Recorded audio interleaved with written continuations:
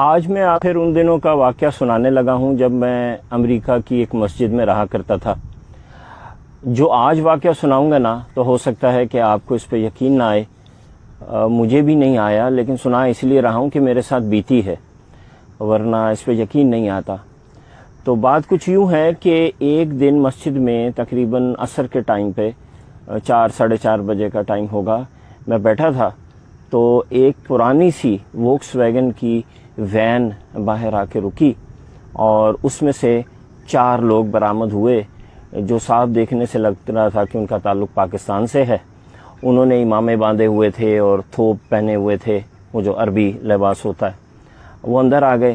اتفاق سے اس وقت میں اور مسجد کے امام صاحب جو تھے وہ مسجد میں بیٹھے ہوئے تھے۔ ایک صاحب نے بڑی ٹوٹی پھوٹی انگریزی میں مجھ سے کہا اسپیک انگلش، تو میں نے کہا یس آئی اسپیک انگلش۔ پاکستان؟ تو میں نے کہا یس پاکستان۔ او شکر ہے، الحمدللہ۔ امام صاحب کہاں ہیں جی؟ میں نے کہا جی اندر بیٹھے ہیں۔ چلیے جی ان سے ملتے ہیں، جزاک اللہ، الحمدللہ۔ میں نے اندازہ لگایا کہ 4 لوگوں میں سے 3 کی عمریں جو ہیں وہ تقریباً 35 سے 50-55 کے بیچ میں ہیں، اور جن کو وہ امام صاحب بول رہے تھے نا، امیر صاحب بول رہے تھے، ان کی عمر کوئی 70 کے قریب ہوگی۔ خیر میں ان کو امام صاحب کے پاس لے گیا۔ جو امیر صاحب تھے ان کو عربی آتی تھی، انہوں نے امام صاحب سے عربی میں بات کرنا شروع کر دی۔ دوسرے بھائیوں نے سامان نکالا، گاڑی سے مسجد میں رکھا، مجھ سے بات چیت شروع کر دی۔ تو تھوڑی دیر کے بعد وہ کمفرٹیبل ہو گئے، انہوں نے مسجد میں بستر وغیرہ بچھا لیے، واش روم چلے گئے۔ امام صاحب نے ان کو چھوڑا اور میرے پاس آ گئے اور کہنے لگے کہ اب آپ نے نا ان کے رہن کا، سہن کا اور کھانے پینے کا ذرا خیال رکھنا ہے۔ تو میں نے کہا کہ قصہ کیا ہے؟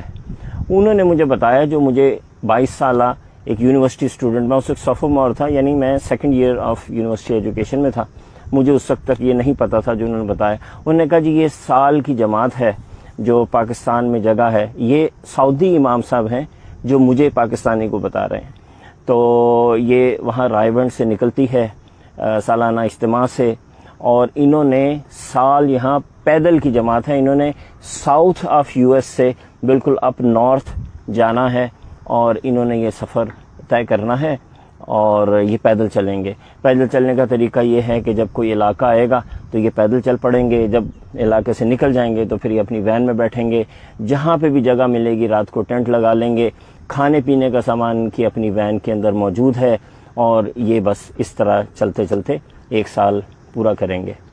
میں ظاہر ہے بینگ اے یونیورسٹی اسٹوڈنٹ، مجھے بڑا عجیب سا لگا، اور میں نے بڑا شور مچایا امام صاحب کے سامنے کہ یہ کون سا زندگی گزارنے کا طریقہ ہے، and what a waste of time and blah blah blah بلا۔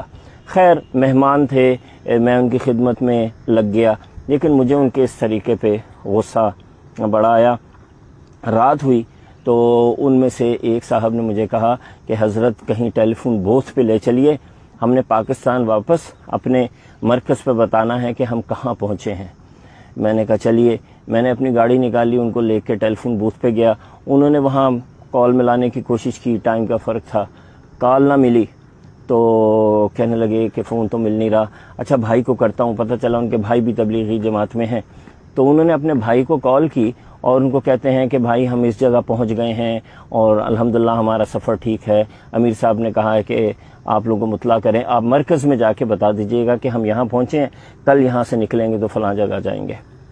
فون انہوں نے رکھا تو کہتے ہیں لا حول ولا قوت الا باللہ۔ میں نے کہا حضرت کیا ہوا؟ تو کہتے ہیں چلیں گاڑی میں بیٹھے میں بتاتا ہوں۔ گاڑی میں بیٹھ کے مجھے کہتے ہیں میری تو وائف کی ڈیلیوری تھی حضرت 2-3 دن پہلے، تو وہ تو میں پوچھنا ہی بھول گیا کہ وہاں کیا سلسلہ رہا۔ یہ انہوں نے کہا نا تو میں تو پہلے ہی غصہ آیا ہوا تھا، میں تو غصے سے میرا برا حال ہو گیا۔ واپس میں مسجد میں پہنچا، میں نے امام صاحب کو سائڈ پہ کیا اور میں نے کہا کہ ان سے انگلش میں کہ میں ان کا احترام کر سکتا ہوں؟ یہ تو ایسا آدمی ہے کہ جس کو اپنی بیوی کی فکر نہیں ہے، اپنا تو بتا دیا کہ میں کہاں پہنچا ہوں، اور ان کو یہ تک نہیں پوچھا کہ میری بیوی خیریت سے ہے، ہمارے ہاں کیا بچہ ہوا اور بولا سب کچھ۔ میرے امام صاحب بڑے خاموشی سے انہوں نے میری بات سنی، انہوں نے کہا بات چیزیں وقت کے ساتھ سمجھ آتی ہیں برادر، آپ کو یہ چیز ابھی نہیں سمجھ آئے گی، آگے چل کے سمجھ میں آئے گی۔ خیر اینی ویز دوسرے دن جناب وہ وہاں سے چلے، پہلے مسجد سے نکلے، پیدل چلتے چلتے انہوں نے پورا چھوٹا سا وہ ایک گاؤں سا قصبہ تھا، اس کو کراس کیا. اس کے بعد وہ وین پہ بیٹھے اور کہنے لگے کہ ہم رات جو ہے نا تقریباً فلاں جگہ جا کے، یعنی وہ جگہ وہاں سے بنتی تھی تقریباً 10 کلومیٹر دور. انہوں نے کہا 10 کلومیٹر وہاں جا کے ہم پڑاؤ ڈالیں گے. ٹھیک ہے جی. 9:30 بجے کے قریب، نہیں 8:30 بجے کے قریب امام صاحب مجھے کہتے ہیں چلیں وہاں چلتے ہیں اور دیکھتے ہیں کہ جو جماعت ہے وہ پراپرلی انہوں نے ٹینٹ وغیرہ لگا لی ہے کہ نہیں. میں نے کہا ٹھیک ہے. تو میں ان کے ساتھ گاڑی میں بیٹھ گیا. ہم چلنا شروع ہوئے. راستے میں ہم دیکھتے جاتے تھے اندھیرے میں، کہیں روشنی نظر آئے، ٹینٹ نظر آئے. آخر جا کے ہمیں تھوڑا آگے جب ہم نے شہر سے نکل گئے تو اندھیرے میں بالکل ایک جگہ ٹینٹ لگا نظر آ گیا، وہ بتی سی جل رہی تھی. ہم وہاں پہنچے تو وہاں جب میں نے ٹینٹ لگا دیکھا اس جگہ پہ تو میرے تو جسم میں نا ایک کپ کپی دوڑ گئی. میں حیران پریشان. میں نے امام صاحب کو کہا کہ یہ تو فلاں چرچ کی جگہ ہے، یہ ان کا پارکنگ لاٹ ہے، یہ جو پیچھے ہے یہ خالی جگہ نہیں ہے، یہ تو چرچ کی جگہ ہے. اچھا وہاں سلسلہ یوں ہے امریکہ میں، ٹیکسس میں، مجھے نہیں پتا اب کیا ہے سلسلہ. اس وقت تو یہ تھا کہ اگر آپ کسی نے آپ کی زمین سے گزرے بغیر اجازت کے یا وہاں ٹھہر گئے تو آپ ان کو گولی مار سکتے ہیں اور آپ کو کسی قسم کا کوئی لا جو ہے نا آپ کے خلاف کام نہیں کرے گا. تو میں نے امام صاحب کو کہا کہ امام صاحب جلدی سے اندر چلیں، ان کو یہاں سے اٹھائیں، یہ تو بڑا مسئلہ ہو جائے گا، یہ تو گولی چل جائے گی، وہ تو ان کو مار دیں گے، ان کو سمجھ ہی نہیں ہے، ان کو تو پتہ ہی نہیں ہے، ان کو تو اندازہ ہی نہیں ہے کہ یہاں کیسے چلتا ہے، دیکھیں یہ کوئی کرنے کی بات ہے. یہ ہم بولتے بولتے ٹینٹ میں داخل ہو گئے. ٹینٹ میں امیر صاحب جو تھے وہ بالکل سکون سے بیٹھے ذکر کر رہے تھے اور باقی کے لوگ جو تھے نا وہ کچھ کھانے کی تیاری کر رہے تھے. انہوں نے کہا برادر آپ بالکل صحیح ٹائم پہ آ گئے ہیں، آئیں ساتھ بیٹھ کے کھانا کھاتے ہیں. میں نے شور ڈال دیا. میں نے کہا آپ یہاں سے فوراً خالی کریں، یہاں تو گولی چل جائے گی، آپ بھی مریں گے، ہمیں بھی مروائیں گے، یہ تو ٹیکسس ہے، یہاں تو گنز رکھتے ہیں لوگ، اور آپ چرچ کی جگہ پہ ایسے ٹینٹ لگا کے بیٹھ گئے. امام صاحب کے چہرے پہ ایک عجیب سا سکون، کوئی پریشانی نہیں، کوئی مسئلہ نہیں. کہتے ہیں وہ بھی تو ہمارے اہل کتاب ہے نا، ہمارے بھائی ہیں، مسلک میں مذہب میں ہمارے بھائی ہیں، آنے دیں ان کو، ہم ان کو سمجھا لیں گے. میں نے کہا امیر صاحب کون سمجھائے گا، آپ کو تو انگریزی بھی نہیں آتی. کہنے لگے برادر آپ ہیں نا، آپ سمجھائیں گے. انگلش میں میں نے بولا تو وہ بھی کچھ ٹوٹی پھوٹی انگلش، اردو عربی میں انہوں نے امام صاحب کو بھی بولا. خیر میں بڑا جھنجھلایا. 1 منٹ گزرا، 2 منٹ گزرا، دل میرا دھک دھک کرے کسی بھی وقت کچھ ہو جائے گا. وہی ہوا. اچانک ہمیں نا باہر گاڑیوں کی لائٹس، یہ جیسے پیچھے آپ علاقہ دیکھ رہے ہیں تو اس میں سے لائٹس نہ ٹینٹ کے اندر آتے نظر آئیں. کسی نے مائک، وہ جو لاؤڈ سپیکر ہوتا ہے، پکڑا اور انگریزی میں ٹپیکل ٹیکسس کے ایکسنٹ میں بولا کہ یہ آپ لوگ فوراً یہاں سے نکلو، کون ہو ورنہ ہم گولی چلا دیں گے اور یہ سب کچھ. تو امام صاحب کہتے ہیں کیا بول رہے ہیں، اور وہ ٹپیکل ٹیکسن ایکسنٹ تھا، وہ انگریزی کسی کی سمجھ میں نہیں آئی. میں نے کہا کہ وہ کہہ رہے ہیں جلدی سے یہاں سے نکلو، سامان اٹھاؤ ورنہ ہم گولی چلا دیں گے. امام امیر صاحب کے چہرے پہ ایک عجیب سی پرسکون مسکراہٹ آئی اور انہوں نے وہ بڑی مشہور جو سورہ یاسین کی آیت ہے وہ پڑھی کہ وَجَعَلْنَا مِن بَيْنِ أَيْدِيهِمْ سَدًّا وَمِن خَلْفِهِمْ سَدًّا فَأَغْشَيْنَاهُمْ فَهُمْ لَا يَبْصِرُونَ، کہ یہ ان کے آگے بھی دیوار اور پیچھے بھی دیوار اور ان کو نظر نہیں آتا. خیر مجھے اس وقت اس کی بہت زیادہ سمجھ بھی نہیں تھی. وہ تو اس دن کے بعد مجھے اس آیت کا پتہ چلا کہ یہ ہے کیا اور اس میں کتنی پاور ہے. تو ہمارے امام صاحب بھی ایسے سر جھکا کے، حافظ القرآن تھے، عالم تھے، انہوں نے بھی ایسے سر جھکا لیا اور ساتھ ہی ایک آخری وارننگ انہوں نے دی.